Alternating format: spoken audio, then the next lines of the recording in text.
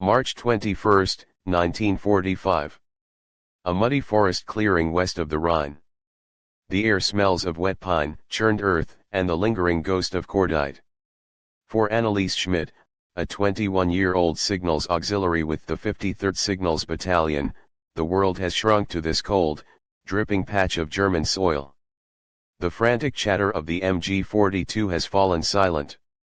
The final, desperate crack of a Kar 98K rifle has faded, leaving an unnatural quiet broken only by the drip of water from skeletal branches and the distant, predatory rumble of engines. American engines. Her fingers, numb and blue, are clenched around the strap of her headset, a useless relic of a command structure that no longer exists. Just hours ago, she was relaying coordinates, her voice a calm, professional monotone amidst the chaos as Hauptmann Richter tried to rally the remnants of their unit. Now, the Hauptmann lies near a shattered oak, his face turned towards a pitiless grey sky. The others, a mix of weary veterans and teenage boys from the Volkssturm, are scattered, either dead, wounded, or melting back into the woods, trying to outrun the inevitable. Anneliese and a handful of others are all that remain. They are trapped. The rumble grows louder, closer. It's not just a sound, it's a physical pressure, a vibration that travels through the solace of her worn leather boots and up into her bones. Then, they appear. Emerging from the misty tree lean-like steel behemoths, the Sherman tanks of the U.S. 3rd Armored Division nose into the clearing. Their turrets traverse slowly, menacingly. Behind them, infantrymen spread out in a loose skirmish line, their M1 Garans held at the ready. Their movements are fluid, economical, terrifyingly competent. They are not the exhausted, desperate soldiers of the Wehrmacht. They are hunters who have cornered their prey. Anneliese's breath catches in her throat. Her training, her discipline, the years of propaganda, it all evaporates in a cold wave of primal fear. A young corporal next to her, a boy named Dieter with fresh acne on his cheeks, makes a move to raise his rifle. An older Feldwebel, a sergeant with eyes that have seen Poland and Russia, slams the boy's weapon down with a rough hand. Nein, the old soldier rasps, his voice a gravelly whisper. Es ist vorbei. It is over. A voice, amplified by a bullhorn, cuts through the tension. It's in English, a language Anneliese only knows in fragments, but the meaning is unmistakable. Drop your weapons. Put your hands on your heads. Hand hoch. The words are hard, clipped, devoid of emotion. They are an order, not a negotiation. Slowly, reluctantly, the old Feldwebel lets his rifle slip from his grasp. It clatters onto the wet leaves. One by one, the others follow. The sound of steel hitting the forest floor is the sound of finality. A surrender. Anneliese looks down at her own hands. She has no weapon, only her headset. With trembling fingers, she unplugs the cord from the field radio and lets the heavy apparatus fall. Then, she raises her hands, palms open, fingers spread, into the cold, damp air. She feels 100 pairs of eyes on her, the eyes of the American soldiers.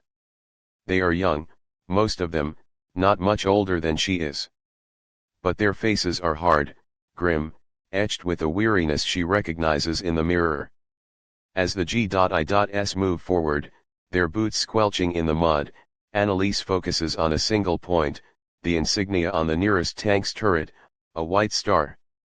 A symbol of a world away, a power she could never have comprehended from her radio post in Berlin. They are methodical, disarming the men, searching them with brisk, impersonal efficiency. When a young private with tired blue eyes approaches her, he hesitates for a split second, his gaze flickering over her grey wool uniform, the skirt, the lightning bolt insignia of the Nachrichtenhelferinnen on her sleeve. He sees a woman. But then his training takes over. He motions with his rifle. Hands up. Keep 'em up. She is a soldier. A prisoner. An enemy. The distinction no longer matters. As they are herded together, a small, defeated cluster of gray in the vast green forest, a profound sense of dislocation washes over her. The war, for her, was over. Or so she thought. In truth, a different kind of war was just beginning. The journey is a blur of jolting motion and diesel fumes. Annalise is crammed into the back of a GMC truck, one of dozens in a long, rumbling convoy. The canvas flap at the rear is down, plunging them into a suffocating twilight. She is pressed shoulder to shoulder with other prisoners, men whose faces are masks of dirt, stubble, and hollow-eyed shock. The smell is overpowering: sweat, fear, wet wool, and the faint, metallic tang of blood from someone's untended wound. No one speaks. There is nothing to say. The shared humiliation is a language all its own.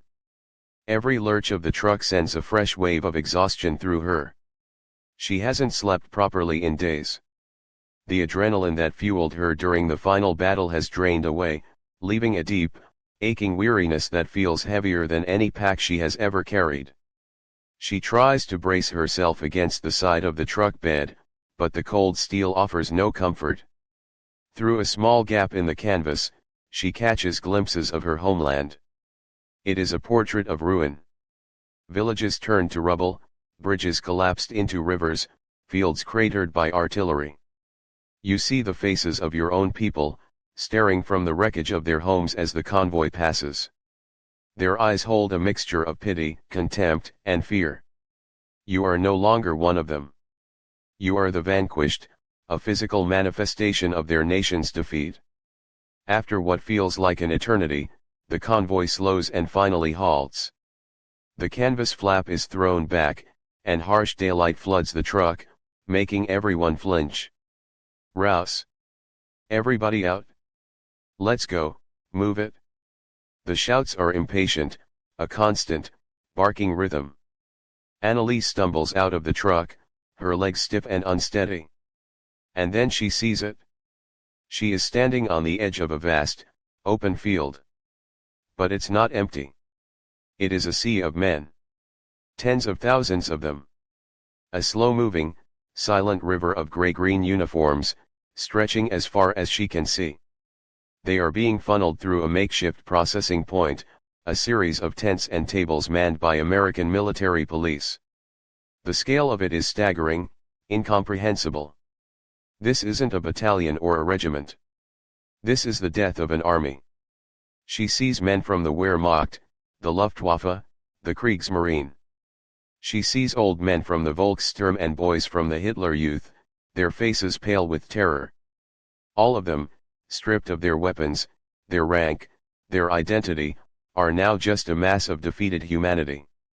The processing line is a lesson in dehumanization. A sergeant with a clipboard barks questions. Name. Rank. Unit. He barely looks at her as she answers, his pencil scratching on the paper. Schmidt, Annalise. Oberhelferin. 53rd signals. He glances up, a flicker of surprise in his eyes as he registers her gender, then it's gone. She is just another entry on a long list. Her pockets are emptied onto a rough wooden table. A photograph of her family in Dresden, a half-eaten bar of ersatz chocolate, a small, worn copy of Goethe's poems. A corporal paws through the items, confiscates a small pocket knife, and pushes the rest back towards her. He doesn't meet her eyes. She is marched onward, deeper into the burgeoning camp. There are no barracks, no buildings. Nothing but a huge expanse of muddy farmland hastily enclosed by towering fences of barbed wire, with wooden guard towers at each corner. This is to be their home. As she passes through the main gate, the finality of it hits her with the force of a physical blow. She sees women, a small group of them, huddled together, separate from the men. Nurses in their gray habits, administrative staff, other auxiliaries like herself. Their faces reflect the same shock and disbelief she feels. An older woman, a nurse whose face is a web of deep lines, catches her eye and gives a slight, weary nod. It is a gesture of acknowledgement, of shared fate. Anneliese walks towards them, her feet sinking into the thick, cloying mud. The spring air is cold and carries the smell of the nearby Rhine, of damp earth, and of too many people confined in too small a space. A guard shouts an order, and a whistle blows, shrill and piercing. The sound echoes across the massive field, a signal that cuts through the low murmur of the thousands of prisoners. It is time for the first roll call. This was not a camp. It was a cage. The place is officially designated prisoner of war temporary enclosure A2. To the Germans who are forced to call it home, it is simply the Rheinwiesenlager. The Rhine Meadow Camp. Near Remagen, the name whispered down the lines of prisoners, it is less a camp and more a holding pen, an open-air prison carved from the waterlogged fields bordering the great river. There is no shelter. No barracks, no tents, nothing but the vast, unforgiving sky and the endless, sucking mud. The prisoners are expected to provide for themselves. With what, no one knows. Anneliese joins the small contingent of female prisoners, a cluster of grey figures in a landscape of grey. The nurse who nodded to her introduces herself as Clara. She is a veteran of the Eastern Front, her eyes holding a deep, haunted wisdom that makes Anneliese feel like a child. Find high ground, if you can, Clara advises, her voice low and practical. And dig. Use your hands, a piece of wood, anything. The nights are cold, and the rain will not ask for your permission. Survival is reduced to its most primitive elements. Anneliese and Clara, along with two other women, claim a small patch of earth slightly less sodden than the surrounding terrain. For 2 days, they scrape at the hard, clay-like soil with their fingers and a flat stone, creating a shallow depression, a dugout just deep enough to offer some meager protection from the wind. This hole in the ground is their home. It is their bedroom, their dining room, their sanctuary. At night, they huddle together for warmth, the thin wool of their uniforms a poor defense against the bone-deep chill that rises from the damp earth. The days settle into a grim, monotonous routine dictated by two events, the distribution of food and the roll call. Food is a thin, watery soup, sometimes with a piece of potato or turnip floating in it, served once a day from massive vats. And a single slice of hard, black bread. The hunger is a constant, gnawing presence, a hollow ache in the pit of the stomach that never truly goes away. But it is the roll call, the appel, that becomes the central pillar of their existence. Twice a day, at dawn and at dusk, the whistles blow. The prisoners must assemble in their designated blocks, arranged in neat rows of 10. They must stand at attention, silent, while the American sergeants walk the lines, counting. It is an exercise in control, a demonstration of power. But for the prisoners, it becomes something more. It is a test of will. To stand straight, to hold your head high, to answer here when your name is called, it is an act of defiance. It is a declaration that you are not yet broken. It is a way of clinging to the military discipline that has been ingrained in them for years. It is all they have left. Collapsing during appel is the ultimate sign of weakness. It marks you. It draws the attention of the guards, who view it as either insubordination or a prelude to disease. The sick are taken to an infirmary tent on the edge of the camp, a place shrouded in rumor and fear. Few are ever seen again. So they stand. They stand in the freezing rain, they stand in the biting wind, they stand while their stomachs cramp with hunger and their heads spin with dizziness. For Anneliese, the first few roll calls are a trial of endurance. Standing perfectly still for what can feel like hours, her boots slowly sinking into the mud, is a unique form of torture. The cold seeps into her bones. Her muscles ache. She watches the American guards, clad in their warm field jackets, their faces impassive. She focuses on Clara's back, the straightness of her spine, and draws strength from it. She forces her mind to go blank, to shut out the misery, to think only of the simple command, stand. On the third day, a man a few rows over, a pale Oberleutnant with a festering wound on his leg, sways on his feet. His eyes roll back in his head, and he crumples into the mud. 2 guards drag him away without a word. Annalise flinches, a cold dread coiling in her gut. She held her ground. But as the order for dismissal finally came, a chilling question settled in her mind. How many more times could she do this? Days bled into weeks. April arrived, but it brought no warmth, only more rain. The camp at Remagen became a quagmire, a hellish landscape of mud, filth, and despair. The novelty of capture had long since worn off, replaced by the relentless, grinding reality of existence. Time lost its meaning, measured not in hours or days, but in the agonizingly long intervals between food distributions and the blare of the whistle for roll call. Annalise felt herself changing. The physical transformation was stark. The hollows in her cheeks deepened. Her skin took on a pale, waxy pallor. Her uniform, once a source of pride, now hung on her like a shroud, perpetually damp and stained with mud. The hunger was a physical entity now, a live thing inside her that twisted and clawed. She dreamed of food, vivid, torturous dreams of her mother's cooking, roast pork with crackling skin, warm apple strudel dusted with sugar. She would wake up with tears on her cheeks and the bitter taste of disappointment in her mouth. But the internal erosion was far worse. Hope, she discovered, was a finite resource, and hers was running dangerously low. The discipline she clung to felt more and more like a hollow gesture. The future had ceased to exist. There was only the present moment, the cold, the damp, the hunger. Memories of her former life, her work at the Signal's headquarters in Berlin, laughing with friends in a cafe, walking with her father in the Tiergarten seemed to belong to someone else, a ghost from a different world. You learn the camp's cruel arithmetic. A dry piece of ground is worth more than gold. A full night's sleep is a forgotten luxury. You learn that dignity is a privilege you can no longer afford. You stop thinking about tomorrow, you think only of the next meal, the next roll call. You watch as dysentery and pneumonia move silently through the population, picking off the weak. The infirmary tent is always full. Clara was her anchor. The older nurse's pragmatism was a bulwark against the rising tide of despair.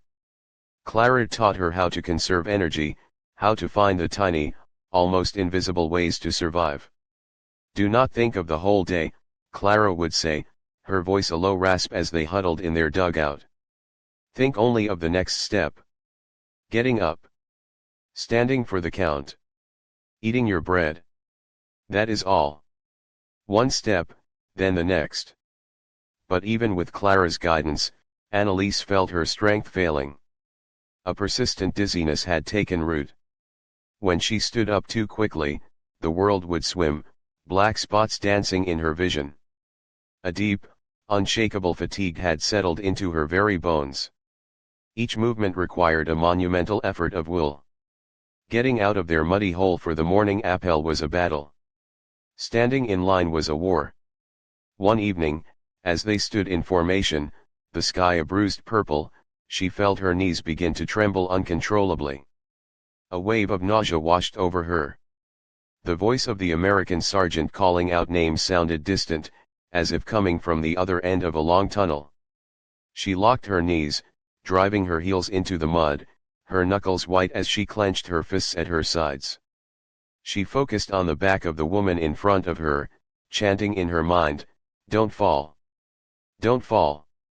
Don't fall." The world tilted, but she held on, swaying slightly until the sensation passed. Dismissal came like a reprieve from a death sentence. She staggered back to the dugout, collapsing onto the cold earth, her breath coming in ragged gasps. Clara knelt beside her, placing a cool, dry hand on her forehead. "Annalise, you are not well," she said, her voice laced with a deep, maternal concern. "You are burning what little fuel you have left." Annalise shook her head, though the movement sent a fresh wave of dizziness through her. Pride, or perhaps just a stubborn refusal to admit defeat, was all she had left. "I am fine," she whispered, "the lie thin and brittle. I will be fine for the morning." But as she closed her eyes, sleep offered no escape, only a descent into a feverish darkness where the ground beneath her feet was constantly giving way. The morning was coming. And with it, another roll call. The whistle for morning roll call is a physical assault. It tears through the thin veil of Annalise's exhausted sleep, a shrill, metallic scream that drills directly into her skull. For a moment, she lies still in the damp dugout, her body refusing the command to move. Every joint aches. Her head throbs with a dull, persistent rhythm, a drumbeat of misery. The air she breathes is cold and heavy, offering no energy, no relief. "Annalise.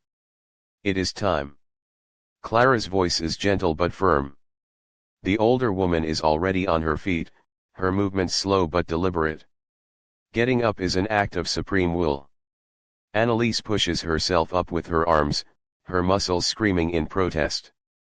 A wave of vertigo hits her so hard she has to press her forehead against the muddy wall of the dugout to keep from falling back down.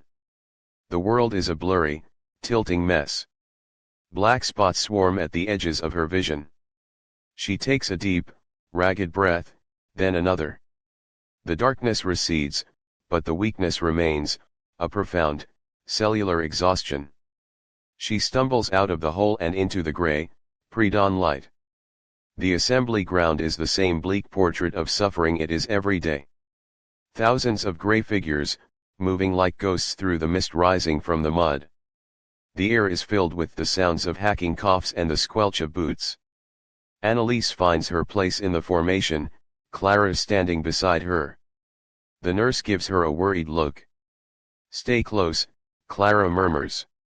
"If you feel faint, lean on me." Annalise can only manage a weak nod. She knows she won't. To lean on another is to show weakness not just to the guards, but to herself. The American sergeant, a man named Miller whose face is perpetually set in a mask of weary indifference, begins the count. His voice is a flat, monotonous drone, a sound that has become the soundtrack to their misery. Bauer, Helga. Here. Dreschner, Eva. Here. The names go on and on. Annalise focuses on a point in the distance, a guard tower silhouetted against the lightning sky. She tries to detach her mind from her body, to float above the cold, the hunger, the overwhelming weakness. But her body will not be ignored. Her legs feel like they are made of lead, trembling with a life of their own. The mud seems to pull at her boots, a greedy anchor dragging her down. The air is thin, refusing to fill her lungs. Her heart begins to hammer against her ribs, a frantic, irregular rhythm. A cold sweat breaks out on her brow, despite the chill in the air. The sergeant's voice is getting closer, working its way down the line. She can feel the blood draining from her face. The world begins to narrow, the faces around her blurring into a gray smear. There is only the sound of her own ragged breathing and the pounding in her ears. This is no longer a matter of discipline. This is a physiological battle, and she is losing. Her will is a fortress, but the walls are crumbling, breached by starvation and exposure. She thinks of her mother's face, a desperate, fleeting image. She thinks, "I must stand. For her, I must stand." But the command from her brain no longer reaches her limbs. They are disconnected, foreign things. "Schmidt, Annalise." Sergeant Miller's voice cuts through the fog. It is her turn. She opens her mouth to answer, to form the simple, defiant word, "Here." But no sound comes out. Her throat is tight, her tongue thick and useless. All the remaining energy in her body is focused on the single, impossible task of remaining upright. Her vision tunnels completely. The guard tower, the faces, the gray sky, it all dissolves into a swirling vortex of black. A quiet, desperate thought forms in her mind, a final surrender. "Ich kann nicht mehr. I can't stand anymore." Her body gives in before her will does. Her knees buckle first, a sudden, complete failure. There is no grace in the fall. She pitches forward, a marionette with its strings cut. She feels a brief, shocking sensation of weightlessness, and then the cold, wet slap of the mud as it rises to meet her. A collective gasp ripples through the women in the rows around her. The last thing she registers is the sound of boots running on the wet ground, the sudden proximity of the American sergeant's voice, no longer a drone but sharp with alarm, and Clara's cry of her name.